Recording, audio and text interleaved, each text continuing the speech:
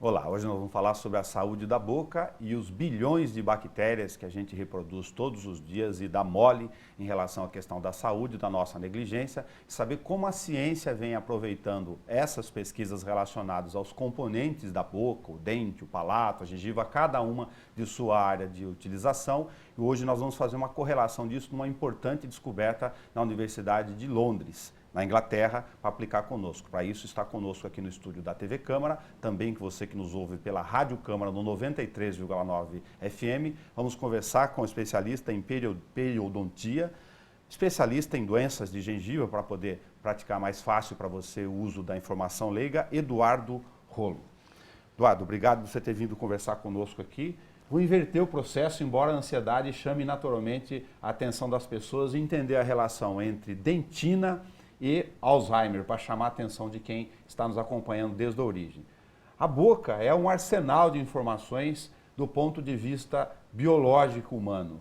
De que forma, como profissional, você vê como nós, no dia a dia, lidamos com essa entrada do corpo humano de todo tipo de substância e bactéria? Nelson, mais uma vez, muito obrigado pelo convite, né? A gente já esteve aqui outras vezes. Mais uma vez, obrigado para a gente poder falar um pouquinho sobre esses assuntos. Bom, é aquilo que eu costumo dizer, a boca, ela não está fora do corpo humano, né? A boca faz parte do corpo, né? E a boca tem as suas doenças, né? Doenças de gengiva, doenças dentais, e essas doenças são provocadas por infecções, né? Por bactérias, por micro-organismos. Ah, mas a boca está lotada de bactérias. Sim, ela está. Mas quando ocorre um problema, né, em que o limiar de tolerância das defesas do corpo humano é ultrapassado, então você tem, por exemplo, cárie, você tem, por exemplo, gengivite, né? E isso é provocado por bactérias. Porém, essas bactérias, elas proliferam, né, provocando as infecções, inflamações gengivais, e cárie, cistos, problemas de canal, etc. Essas bactérias produzem toxinas, que são seus venenos para produzir as doenças. Ao fazer isso, essas bactérias e suas toxinas caem na corrente circulatória. Caindo na corrente circulatória, ocorre o que a gente chama de bacteremia. O que é a bacteremia? É bactéria transitando pelo sangue, né? E a circulação sanguínea vai para o corpo todo. Então, as doenças que as bactérias da boca podem provocar são inúmeras em outros órgãos do corpo. Então, a gente chama de doenças provocadas pela boca à distância da boca. Então, elas podem se alojar em vários órgãos do corpo humano, inclusive no cérebro, né? Daí vem a sua colocação sobre o Alzheimer. Já foi constatado que indivíduos saudáveis que não tinham Alzheimer já tinham a presença de bactérias que provocam gengivite nos neurônios, por exemplo. E depois, pacientes com esse tipo de bactéria da boca, que foi parar no cérebro, desenvolveu Alzheimer. As relações ainda estão sendo estudadas, mas a literatura é vasta em demonstrar que várias doenças, não só o Alzheimer, tem um componente infeccioso e inflamatório. E foi detectado em vários desses tipos de doenças, em vários órgãos, presença de bactérias da boca. Então aí está uma relação de boca, de doenças bucais, de doenças gengivais, como você disse, com Alzheimer e outras doenças também. Vamos pegar o exemplo disso para a gente poder entrar um pouquinho mais no assunto. Aí a ciência começa a analisar uma série de componentes e pedir, como especialista, para você comentar conosco primeiro a questão da dentina, até para o leigo em casa, pensando na relação dela do ponto de vista de neurônio, de regeneração, depois para a gente poder explicar o nosso bate-papo. Bom, é o seguinte, cientistas da Universidade de Londres testaram uma droga, né, que é usada, uma droga muito nova ainda, recente, para tratamento de doença de Alzheimer, né? E o Alzheimer, o que é o Alzheimer? É o envelhecimento dos neurônios, né, das fibras nervosas, das células nervosas no cérebro, né? Então, no dente, o dente ele é composto pelo esmalte, que é esse azulejo que dá a cor e proteção ao dente, a dentina, que é o corpo do dente, e o seu núcleo, o seu centro, que é a polpa dental. A polpa dental nada mais é do que o nervo, o nervinho, aquele que dá o canal, quando tem uma cárie mais profunda, que vira canal. A polpa ele é nervo. Então, esses cientistas associando as ideias de Alzheimer, droga que regenera nervo no sistema nervoso central, no cérebro. Bom, mas no dente também tem polpa, tem nervo. Eles colocaram uma esponja dentro de um dente com cárie, em ratos, né? Essa esponja tinha essa mesma droga que tem o Alzheimer, né? E o que aconteceu? Esse remédio para Alzheimer provocou uma diferenciação de células-tronco que existe dentro da polpa, dentro dos nervinhos ali. Células-troncos, a polpa dental está cheia. Célula-tronco nada mais é do que uma célula pronta, mas que está quieta, que nasceu ali e está ali. Ela tem a capacidade de se diferenciar em vários tecidos dos órgãos do corpo humano. O que precisa para ela se diferenciar? Um estímulo, um choque, uma chave, que na realidade foi essa droga que colocaram via uma esponja biodegradável em cima da polpa dental. E aí essas células-tronco se diferenciaram em dentina, ocorrendo então uma camada de dentina protegendo a polpa dental e tirando a proximidade da cárie perto à polpa. Seria um tratamento revolucionário. Essa foi a ideia. Então, os cientistas, eles estão sempre atentos a tudo o que acontece de forma geral na área de ciências da saúde. Então, uma coisa vai ligando a outra, e aquilo que eu te disse, o cientista ele é 95% trabalho, mas ele tem 5, 10% de inspiração. E aí eles testam. E acontece, às vezes, coisas surpreendentes. Não invariavelmente, uma determinada especialização pesquisando uma fonte inicial acaba fazendo intersecção com outras. Com certeza, tanto que hoje em dia, na área da saúde, na área de medicina, odontologia, os clínicos vão ter que aprender a lidar muito mais ainda com essa área mais básica da biologia, que é essa área biomolecular, para poder interpretar, indicar e saber tratar os seus pacientes. Isso é o futuro, né? É a engenharia tecidual voltada para as ciências da saúde. Pegar uma fração dessa história, um recorte. Na pesquisa do tratamento revolucionário, significa que a dentina nós podemos ter, então, em um espaço de tempo, a ciência já trazendo para nós possibilidades de fazer um sistema de proteção ao dente que até pouco tempo era impensável. Sim, exatamente, é isso. O sistema de proteção é fazer essa célula que está lá indiferenciada, essa célula-tronco, se diferenciar em odontoblasto, em dentina, que é uma capa que vai produzir de uma forma muito natural e muito biológica. Isso vai revolucionar, porque não vai provavelmente impedir os tratamentos odontológicos, mas vai avançar muito para um aspecto muito mais natural e biológico do tratamento restaurador. Significa, pensando bem raso do ponto de vista do leigo, se você protege o dente, você pode impedir a incidência de canal, por exemplo? Você pode impedir aquilo que estava próximo a virar um canal, uma infecção maior, pode ser que não aconteça e, portanto, a restauração vai ser menor, mais fácil, provavelmente até com menos sensibilidade, menos dor e com um aspecto muito mais biológico de você tratar o problema cárie. E na ciência, pesquisando a revolução em relação ao uso da dentina do ponto de vista odontológico, faz a conexão com o Alzheimer.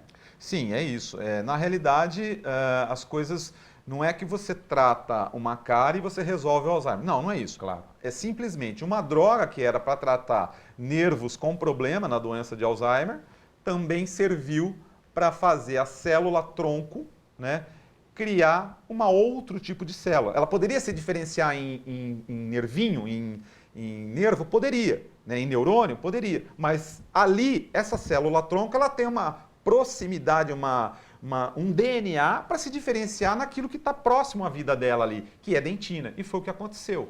Eu achei muito importante também para você poder falar conosco, Eduardo, da questão da bactéria na boca ligada à perda de conexão, que é o elemento anterior que já estava em discussão, né, nessas pesquisas em um outro campo relacionado ao que nós estamos falando, que é o Alzheimer. Sim, as bactérias da boca, qualquer bactéria do corpo humano, né? Se você tiver uma infecção, mas é que a boca é uma porta de entrada, né?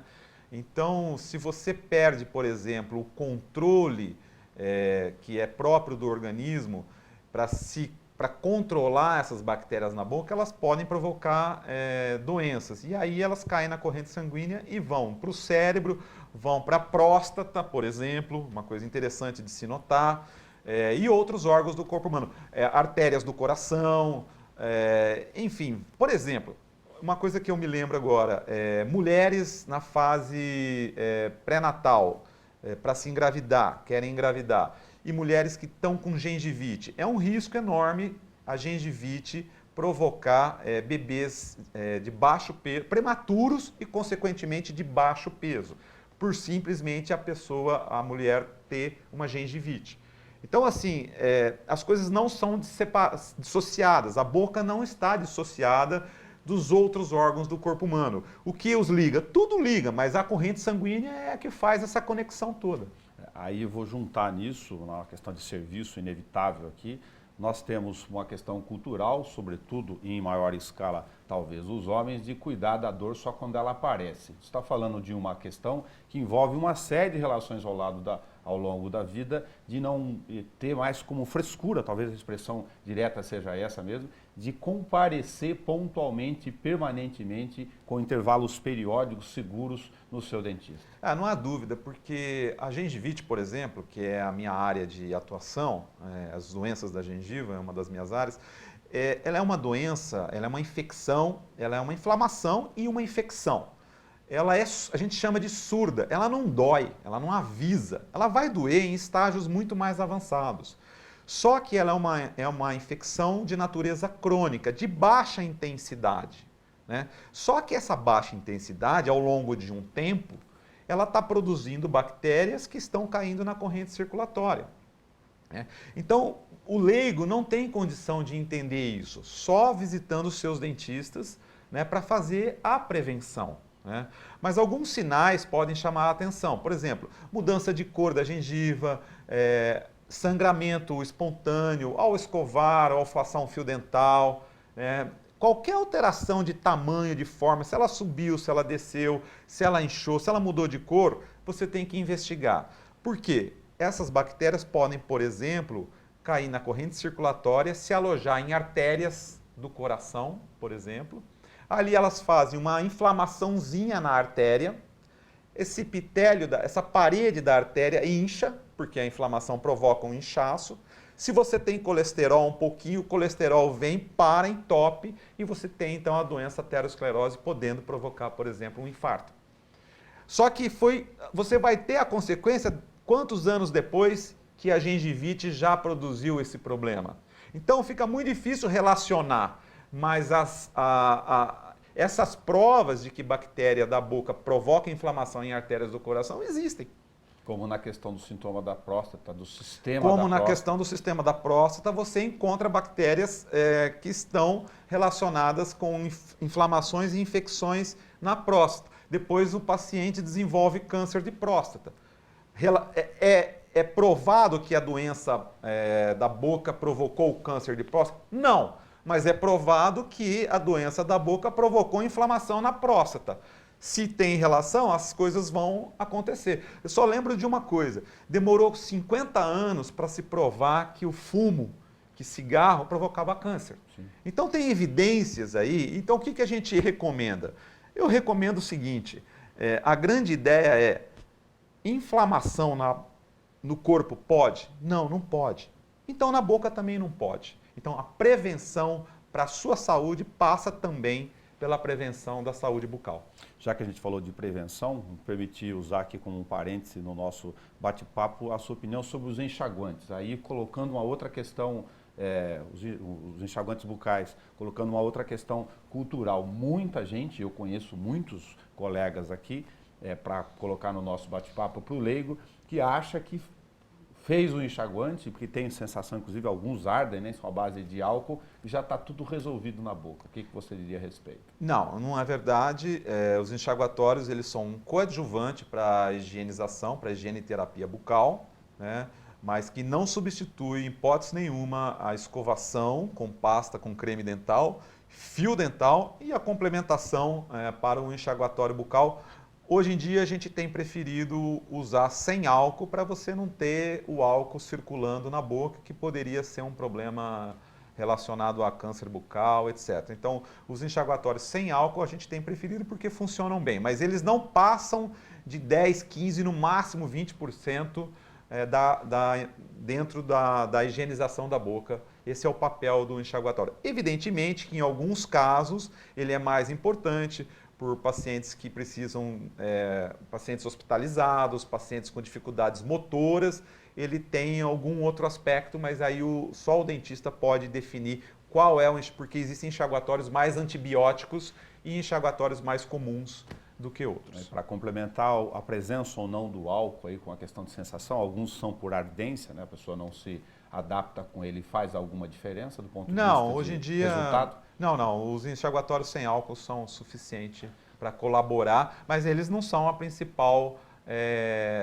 eles não têm a principal importância na higienização bucal. E para localizar o nosso bate-papo aqui, até por uma questão de saudação à boa ciência, entre as frentes de pesquisas que estão no mundo, eu apresentei logo no início, isso aqui do Instituto da Universidade, ou em Londres, que está pesquisando essa questão. O Real Instituto Odontológico da Universidade de Londres. Ok.